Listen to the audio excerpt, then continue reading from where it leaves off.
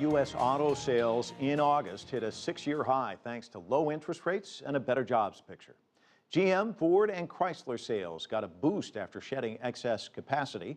Rising demand from consumers and businesses also helped. The average price for new vehicles also jumped to record highs. Japanese automakers like Toyota and Nissan also hit multi-year sales highs, but it's not all good news. Despite those much improved sales figures, the American love affair with the automobile may be over. There are less people driving on the country's roads and fewer young people are applying for driver's licenses. Nina Marie Potts reports. On the outskirts of Washington, D.C., Goss's Garage has been specializing in car repairs for more than 40 years.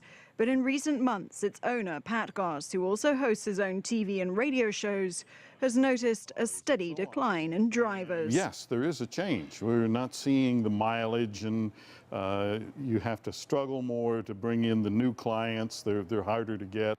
It's a view backed up by the research. After rising for decades, the collective number of miles driven in the U.S. dropped sharply after the 2008 financial crisis and has largely plateaued ever since. And total vehicle use fell during the first half of this year, according to the Federal Highway Administration. We see that drivers are delaying getting their licenses until they're getting older, unlike they've really ever done before.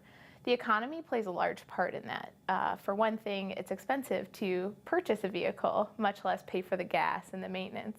But cost isn't the only reason young Americans are ditching the car, according to Pat Goss. He says teenagers are staying home a lot more because they can socialize more easily online. Getting a driver's license was like a rite of passage.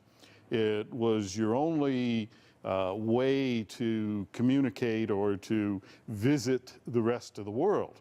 And if you live in a city near public transport, why take the car? My mileage is going down tremendously. I used to drive almost maybe 15,000 miles a year.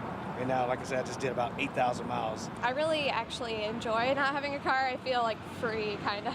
Industry experts do still say Americans rely heavily on their cars, especially in rural and suburban areas. Car mechanics, industry professionals, even driving schools are all saying the same thing, that young people just aren't driving as much anymore. But it is perhaps too early to tell exactly why they're not getting behind the wheel. Nina Marie Potts, CCTV in Washington.